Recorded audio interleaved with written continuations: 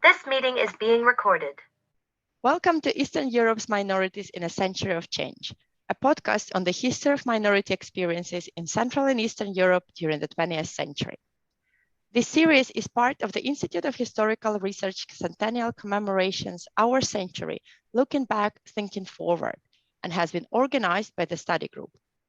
It was made possible through the help and support of the British Association of Slavonic and East European Studies and the Stanley Burton Center for Holocaust and Genocide Studies at the University of Leicester. The study group is a forum devoted to researching minorities in the national and regional histories of Central, Eastern, and Southeast Europe and promoting closer scholarly collaborations. For more information, please visit our website at studygroupforminorityhistory.com. I am Olena Palko, a co-convener of the study group, and today I will be talking to Maciej Górny at the Institute of History of the Polish Academy of Sciences. Maciej, welcome to the podcast. Can you start by telling us a little bit about yourself and how you became interested in the history of East Central Europe? Hi, Olena. It's nice to talk to you again. With me, it all started pretty early, and I was basically and initially fascinated by Czech literature and culture. And that was also the first thing I really did. I was doing during my studies. I attended a couple of different departments at Warsaw University, and this Bohemistic, as it was called then and is called now, was at the beginning, at the center of my interest. And then I was extremely lucky to meet Maciej Janowski, who was appointed as my supervisor.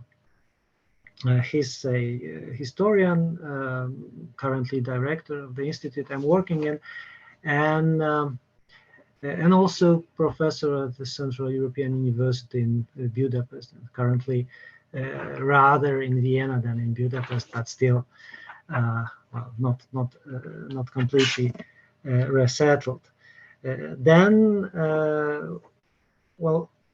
He, in a way, he helped me to see broader picture, to get interested in things going beyond this initial fascination with all things Czech. And then I was again very lucky to, thanks to the late Włodzimierz Borodziej, to be invited as a doctoral student to Berliner Kolleg für vergleichende Geschichte Europas, a doctoral colleague in Berlin, which was quite evenly divided between Eastern and Western European students, and this institution, which is no more, unfortunately, was quite successful in creating a group of fundamentalists of historical comparisons. I was talking to Bernhard Struck, who is country professor at St. Andrews, who just while talking randomly noticed that he discovered himself not being able to do any other history than comparative history. It's probably something that we've all got infected with while at this Becker VG in Berlin, which was led by Jürgen Kocher most of all, but also Hartmut Kelbe, Holm Sundhausen, very good historians, bright heads. And since then I'm basically doing comparative history of East Central Europe. I wrote a book on Czech history, historical cultures, and Marxism. I compared various versions of Marxism-Leninism in East Central Europe. Then I did a little bit of history of science and intellectual history in the region, and finally with again Włodzimierz Borodziej, whom I already mentioned, we co-authored a synthesis of history of First World War in East Central Europe. Besides, I'm living in Warsaw, working at the Institute of the Academy. Well, we'll see how long does it survive. And my wife is doing literary history.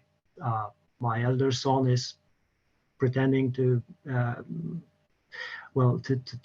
learn in order to obtain his maturity exam, and but he does not work hard enough, if you ask me.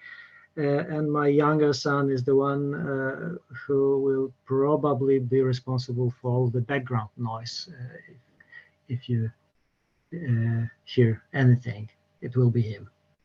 So that's basically 100% of me. Thank you. You've mentioned already one of your last publications co-authored with Włodzimierz Borodziej, and it has recently been translated into English under the title Forgotten Wars, Central and Eastern Europe, 1912-1916. For the benefit of our listeners, how did the experiences of war and the period surrounded it in Eastern and Southeast Europe differ from those in the West, particularly in contrast to the Western Front, which still tends to dominate more popular understanding? Well, it's almost like in those old and not totally funny jokes about Soviet Union. Like in Soviet Union, everything is larger than in other parts of the world. Even lies are much bigger, and whereas various diseases might be incurable in the West, they are invincible in Soviet Union. So if you compare various phenomena of the war on the Eastern Front and Western Front, what strikes one in the East is that some of them are really larger and more brutal, deeper, or have longer lasting consequences than in other parts of the world. And I will give you a couple of examples, not to be so totally shallow. If you just, if you go for obvious First World War tropes and say something about, I know, chemical war, say, you can first notice that there is a parallelity between chemical war on the Western and Eastern Front, that say Fritz Haber, who is the leading personality in the German General Staff responsible for this, directly after Ypres goes to the east, and in April 1915 makes precisely the same thing in the proximity of Żyrardów in central Poland. So these are same things on the same scale. With a small difference that between a half up to 2/3 of all wartime gas victims were Russian soldiers.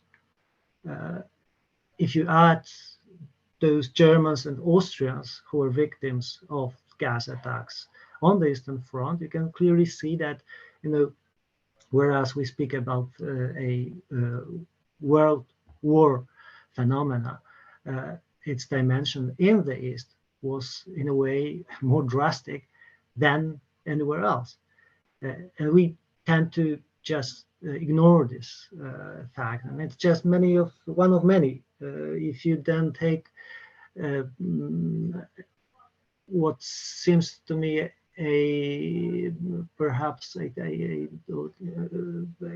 stable, a long-lasting trope, that is a kind of blurred line between military and civilian sphere.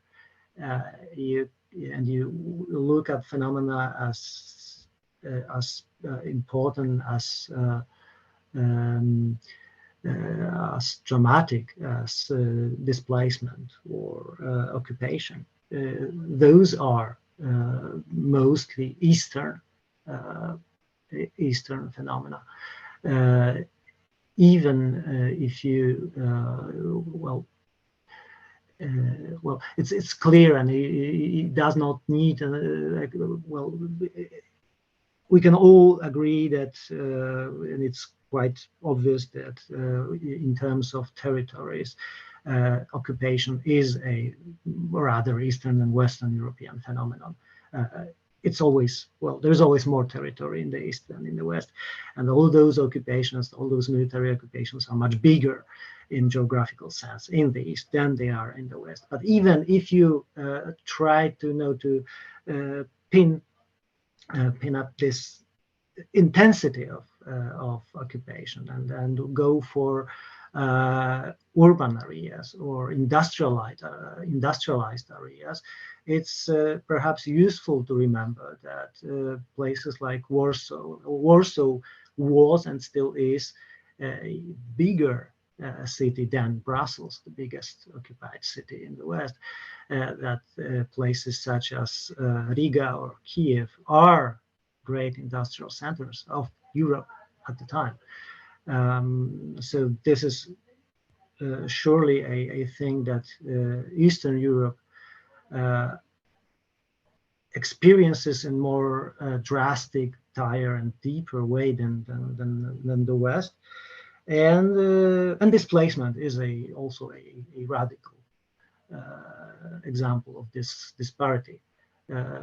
Whereas there are hundreds of thousands of Frenchmen and Belgians that were forcibly transferred from their homes, the scale of the phenomenon in the East is simply incomparable. There are up to 1.5 million people escaping to the East in the days of the German-Austrian offensive in 1915. There are up to 1 million people escaping Galicia when Russians came. There are hundreds of thousands of Germans escaping from Eastern Prussia, and there are also very nasty places such as Talerhof near Graz camps where thousands of Ukrainians perish, and other similar places. So if you compare this wartime experience, there are many phenomena that you associate with the war in general, of which we tend to think with pictures taken from the Western Front, but their real impact, their dimension in the East was greater, deeper, and, perhaps, if I may say so, I shouldn't, but I will anyway, should be remembered, at least equally. Yeah. Thinking about the Great War's Eastern Front, what role do you think this early wartime experience played in shaping demands for self-determination among different national groups in Eastern and Central Europe? At the same time, to what extent was the inter-ethnic violence that accompanied the formation of these new post-war nation states a direct consequence of the First World War?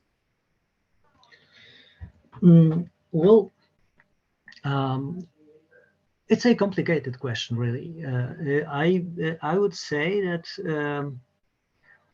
first of all, the scene of post-war ethnic conflict is set prior to the war.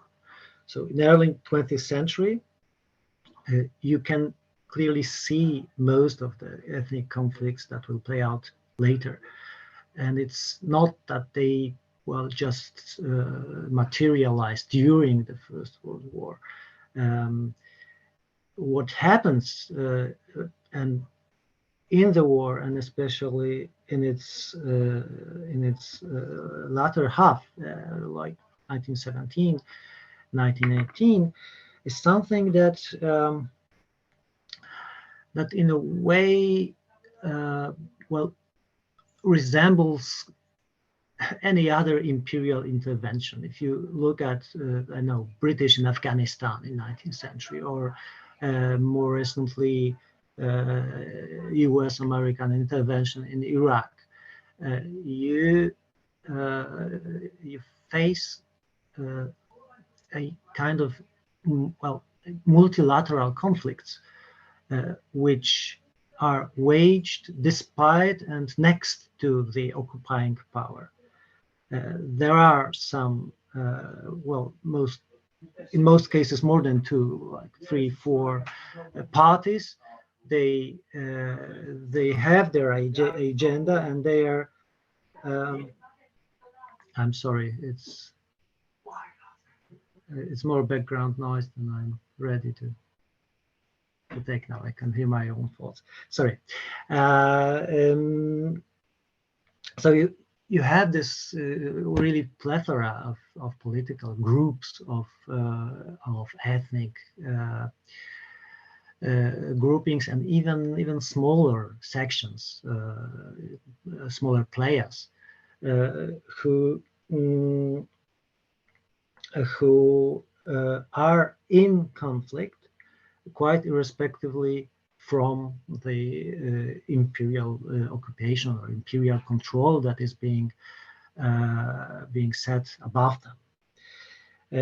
And if you then if you're trying to establish a link between the war itself and the post-war ethnic conflict, the most obvious connection, in my view, would be a simple fact that the war leaves Central Europe full of trained soldiers and full of weapons.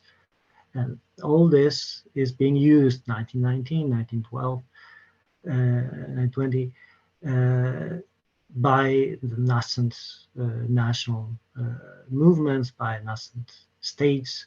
There are some really striking descriptions of the way how national armies were being organized in 1919. Well, a story about a Western Ukrainian army formed in Lemberg in late 1918 is just a kind of regrouping of local garrison of Austro-Hungarian army with all non-Ukrainians leaving for homes and all Ukrainians staying with weapons in their hand, and just changing their employee from Kaiser to the Republic of Western Ukraine. So, in short, I would say that there is no ideological nor intellectual connection between the Great War and the ethnic conflict in Central Europe. The ethnic conflict, all conflicts there are a much longer term phenomena, but the way that they are waged in the early post-war period, the brutality of them, all this has a lot to do with the way the whole Great War was waged in the region. It is, the toys are left by the imperial armies. Soldiers are former soldiers of imperial armies. So there is certain continuity, a kind of acceleration of conflicts that had been here before. Thank you. Another question also linked to the experience of the post-war. The region you focus on has been defined as Schatterzone, the border territories of the old European empires, which were often used as experimental areas for the great powers to test new concepts for managing diversity, such as ethnic cleansing, forced mass migration, and population transfers. What role did this so-called scientific thinking and experts play in enabling, justifying, or even precipitating ethno-religious violence in East Central Europe? Well, that is again something that seems pretty unobvious to me. Well, first let us think about who those experts are, basically. Well, generally speaking, this is a group of academics, members of a transnational milieu. And now, during the war, some of them, mostly those belonging to those dominant nationalities of the three empires, they see the chance to, to take part in shaping state policies, and they jump on this chance. This group includes surely anthropologists who do their research in POW camps, ethnologists who gather folk songs of conquered peoples, or say this Fritz Haber is also an expert. Some of those experts attach their hopes to the national movements of the stateless nations. And those people like Stepan Rudnicki or Eugeniusz Romer, so Poles, Ukrainians, say Czechs, Slovaks, Lithuanians. They just take this risk. They strive for a similar role in a country, in a state that does not yet exist. And if you read them at this moment, there is really almost nothing in their thinking, in their reactions that would be, I don't know, bloodthirsty, brutal, or abominable. And I do not think that most of them, Fritz Haber excluded, that they really increased the measure of human suffering during the war. I would have problems justifying such a theory, such a thesis. But having said that, they still get their chance, and all this happens, but it happens later. In the interwar period, most of those guys get rediscovered by far right, and they still belong to this kind of far right agenda. And it's not by accident that you can read those guys on extreme right web pages, and that they are republished by extreme right editing houses. And it really surely counts for people like Polish anthropologist Jan Czekanowski or a Ukrainian geographer Stepan Rudnicki. They really belong to this kind of heritage, so to say. So it's if I go now back to your question, I would say that thinking or speaking about first wartime experts, you can say about perhaps you can say that what they did then was a bump with delayed ignition. It had no chance to blow up everything at the moment when it was written, published, or discussed for the first time, but it's still there, and it's a menace to all those societies in the East that are in possession of this heritage.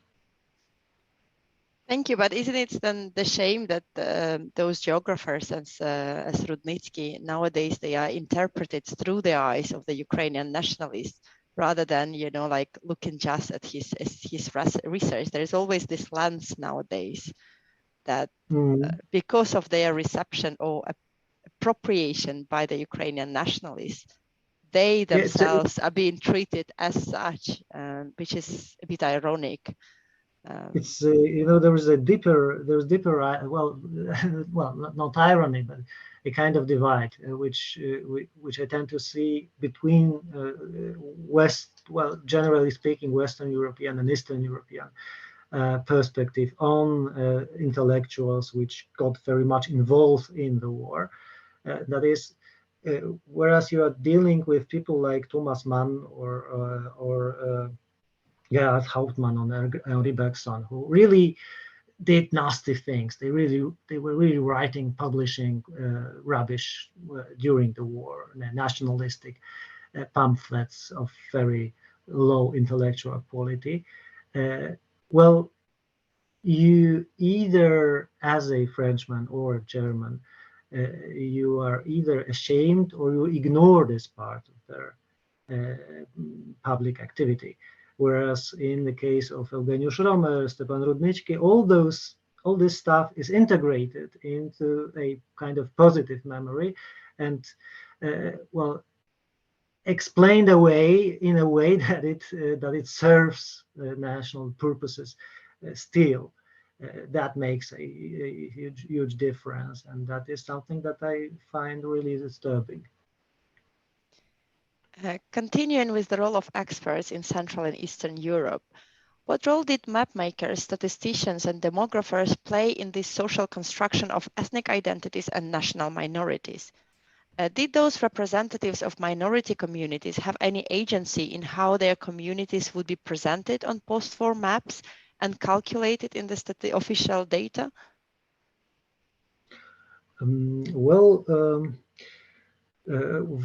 First of all, there is, if you, okay, let me start with this paradox thesis that there is basically no one in East Central Europe besides Jews ready to accept a minority status at the end of the First World War. And nobody has so to say, know-how of how to be a minority. That is something that is not in a plan.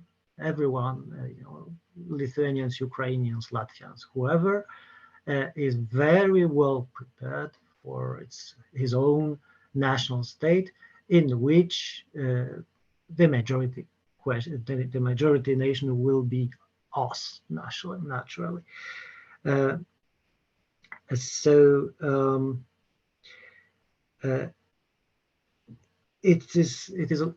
is not the so this is, so to say, a perimeter geographers and statisticians are acting within, and that is one thing. So, and the other is that those experts, those geographers, statisticians, cartographers, they are a transnational bunch which communicate with each other very much. They belong to one, basically single milieu, and their common goal, besides their nationalisms, their patriotism, their whatever political agenda, their common goal is to really retain primarily their expat status.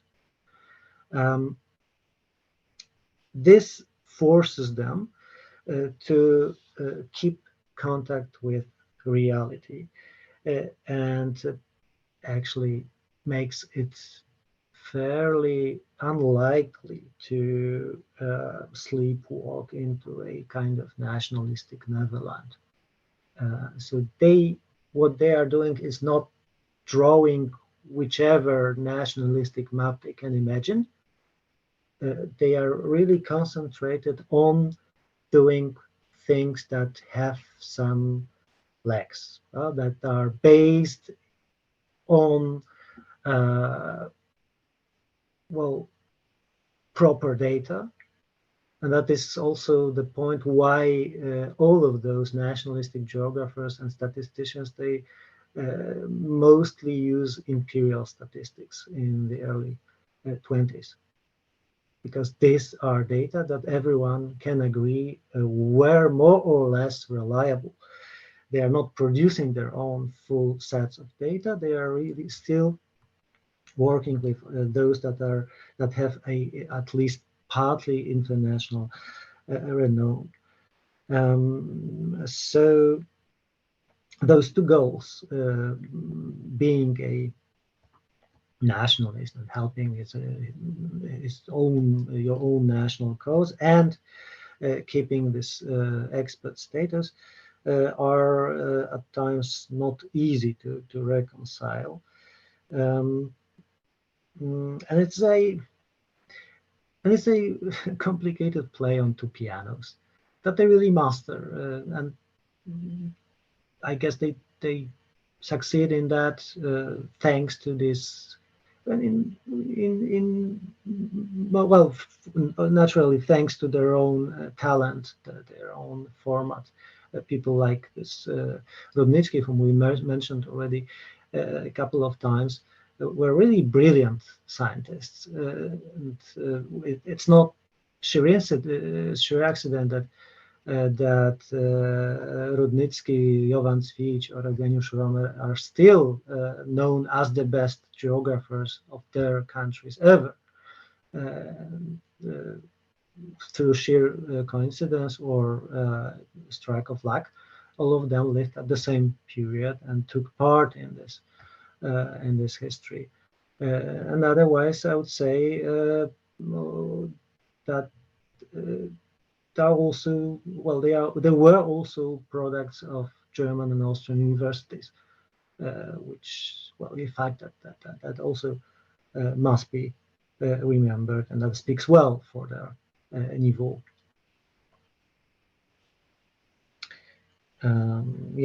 So that's, I guess, the experts playing on two pianos is the proper answer. If I could ask you another question, also with the link to minorities. So in one of your books, you examine the role of maps, geographers, and map makers in defining the borders of the new Europe. The book shows how maps can serve as a source of speculations and fantasy, representing more often than not sources of disinformation. Could you perhaps give us any examples of this misrepresentation of minorities in the region and how it affected their official status within the respective post-war states? Yes, sure. But first, let me start with the bold thesis that it is rather that until Paris peace talks in 1919, it is rather politics that is shaping cartography and not cartography that is shaping policy. In 1920, a great Hungarian geographer, Pál Teleki, issued his beautiful map of Hungary according to the 1910 census, on which sparsely populated mountainous areas are left white, so they look as if completely abandoned. This allowed Teleki to dilute, so to say, ethnic territories of Slovaks and Romanians, and in this way of cartographic representation, it also meant that the Hungarian national territory would be very visible, very red and consolidated, and it is. And it also served naturally in 1920 revision of the Hungarian borders. So this is, so to say, phase A, when a cartographic representation responds to the needs of politics. It is not the cartographers or the geographers who come up with ideas that shape identities and politics. It's the other way around. They are giving answers to the highest bidder and most nationalistic bidder. Then during the peace conference, cartographers, geographers, and other experts are quite eagerly cheating with ethnic cartography, and well, and that is I would say a general tendency. It's that diplomatic negotiations. They all do their best to just to get the most of what was then possible, and it is then later in the late 1920s or even 1930s when the whole scheme gets upside down and cartography, geography starts to develop in a dangerous direction and, so to say, well, influence back thinking about politics, thinking about ethnic divisions and ethnic completion of Eastern European states.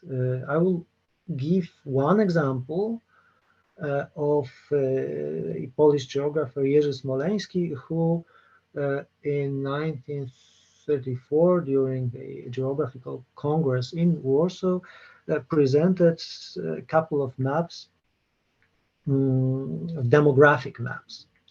An interesting issue was that what Smoleński was showing was a density of Poles in various areas, but it was not.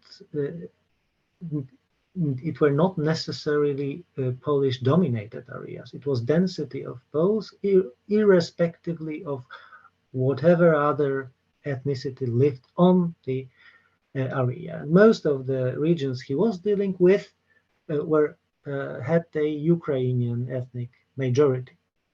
And Smoleński commented upon those maps in a way I would then quote him.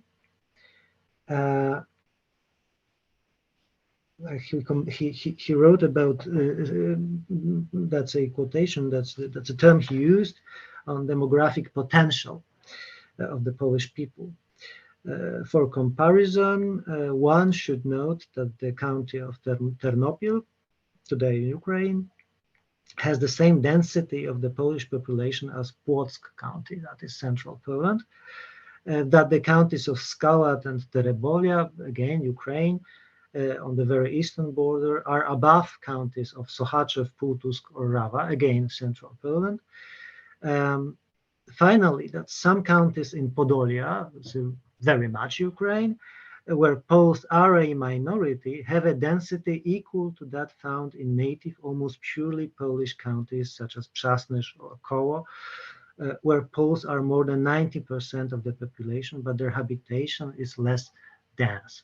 So what Smoleński is doing here is just, ignoring the fact that all those eastern counties he's dealing with are basically populated by somebody else besides Poles. He's interested only in one particular dominant nationality, and he goes further into suggesting that the Polish government should repopulate all those areas. That it is enough to gather 100,000 of Poles and to resettle them into Terebovia or Ternopil, to make those places majority Polish places, on the basis of this already high density of Polish population there. And that is a way of thinking that is, in a way, first ignoring the fact that there is a multiplicity of nationalities in certain areas and concentrating only on our nationality, and then an idea to change this situation via transfer of population. This idea it's really gets going. And then a couple of years later, Volodymyr Kubijovich, again a great Ukrainian geographer, does precisely the same in his Atlas of Ukraine. He in a pedantic way, he recounts all parts of Ukraine going exactly as Smolensk proposed, just to count how many Ukrainian settlers would be needed to get an upper hand in this or that region. And that is a discussion between scholars that is enveloping precisely at the moment when Joseph Stalin simply does such things. And that is something, at that moment, so in the early 30s, we arrive at your question, so to say, when ethnic geography starts really to have an impact on life, but it's much which is so much more than politics. I think it is actually, you mentioned Kubijovich, and I read the other day the introduction to his atlas, and he says that Ukraine goes all the way to the Pacific Ocean because this is where Ukrainians also live.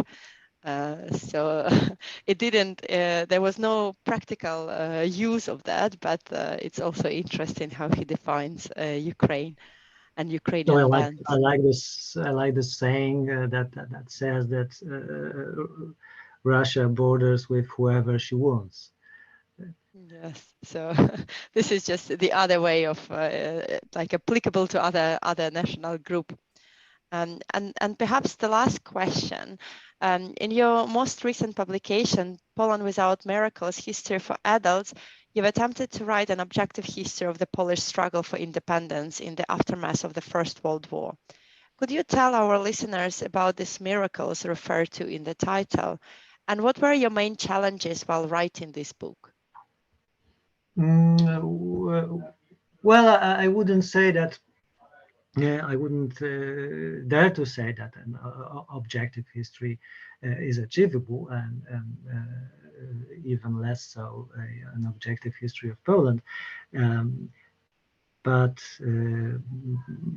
still, Polish independence is covered with myths, with this myth of Polish Bolshevik War and miracle on Vistula in 1920, towering over others. And it was really my goal to offer some context to all those stories, at some places to look broader, or to ask myself what was how would things look like from a distinct perspective? How were some parts of Polish history, of this particular history, perceived by, say, non-Polish intellectuals, by minority groups, by subaltern, so to say. So if you just to give you one example, if you are dealing with the way that national symbols and of the independence were celebrated in the interwar period,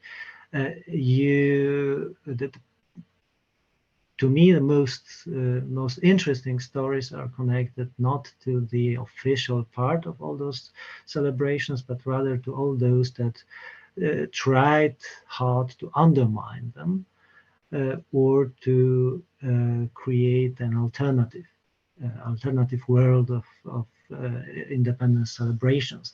And really, the most interesting and the most striking stories are connected to a kind of silent war of symbols between national minorities and the Polish majority, which was also not united in their, in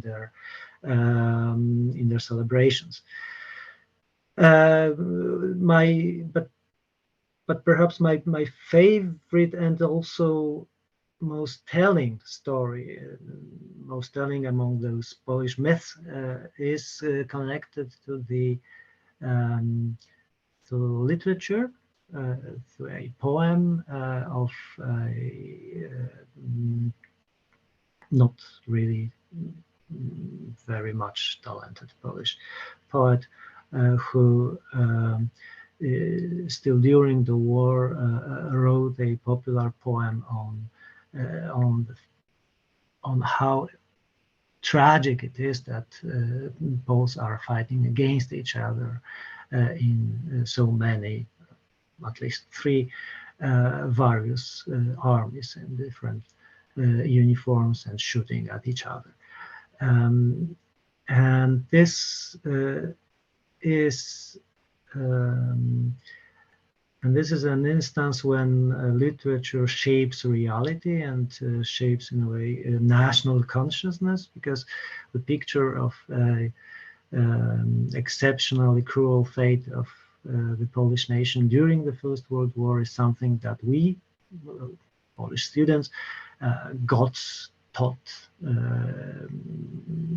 at school, and that, well, that is a picture that we all get ingrained into our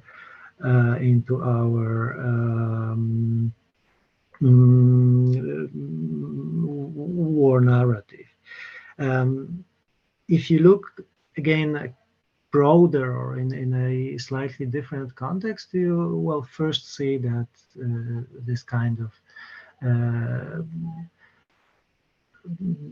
civil war, killing your co-nationals during the war, is something pretty typical in the war, that it is exactly as cruel for Poles as it has been for Ukrainians, Serbs, Romanians, or any other of those divided nationalities, and that is first thing. The other, even more striking, is when you're searching for attempts at kind of a truce, something that would resemble Christmas truce on the Western Front in 1914. And there are some instances on the Eastern Front, namely in 1915 and 1916, and both times they had very much to do with the fact that at those two times, as it happens from time to time, Orthodox and Catholic Easter took part precisely at the same day. And those guys who were organizing all things, exchanging gifts, playing football or whatever, like singing together and basically not shooting at each other, were not co-nationals, but very different people, were Orthodox and Catholics. And what drove them was not that they were akin or they were just the same. What drove them to this kind of peaceful coexistence was the opposite. They were interested in each other because they were so different. That is a kind of striking front experience from the Eastern Front. It is not about Poles who are so thrilled to discover that there are Poles on the other side. There were people thrilled by the fact that, although we are so completely different, we celebrate Easter at the same day. And there is a sad postscript to all these stories about killing your co-nationals. If you just take a short overview of what is happening directly afterwards, after 1918, you discover that basically all those exceptional nationalities that did not have an experience of interethnic fight during the war, that is, Germans were basically on one side, Hungarians were on one side, Russians were on one side, they are busily killing each other during 1919, 1920 in home war, during White and Red Terror in Hungary, in civil war and revolution in Russia, in Berlin, and in Munich in Germany. So that is one of the many stories that I was trying to retell in a slightly different way in this book, and I like it very much precisely because it is so nostalgic. Thank you. I'm myself looking forward to reading it. And finally, what other books would you recommend our listeners to read on the topics we've just covered? Well, there are some really interesting books that I myself have not read. So I'm pretty confident that I will not mention the best one because I don't know it. What I read recently and what was really interesting, like conceptually, was surely Vedran Duancic book on Yugoslav geographers, which is to all those people who are interested in history of science in the context of the First World War and who know the name Jovan Cvijic as basically the only Yugoslav geographer that everybody knows. Vedran's books is about other guys, and that is a fascinating thing about the book. What Vedran does is showing to his audience what happened when Jovan Cvijic, the greater nationalistic Yugoslav Serb geographer, was absent. He was in Paris, he was shaping the new state, and he was publishing in French. Nobody actually read him in Yugoslavia, and all those handbooks in geography, popular books, they were authored by other people, and all those people are analyzed by Vedran, some of them ending as Yugoslav patriots, some of them as Croat hard nationalists, some of them as socialists. Very interesting bunch, very good, insightful book. There is at least two great books about post-war and violence and this kind of passage from Great War into Pygmy Wars afterwards. That is Johan Düller's Civil War in Central Europe, which is about Poland, and which makes it, well, to me, slightly less interesting than the other by Tomas Balkelis on Lithuania. Both were published by Oxford University Press, highly readable, very interesting, and I especially like the part on Polish-Lithuanian dirty war that is a chapter in Tomas Balkelis' book. And perhaps on another note, a book that tells a story of imperial science and how you and I suppose many of us know Peter Judson's take on Habsburg monarchy, and the book I have in mind is a kind of much more than a footnote to this narrative, a kind of sample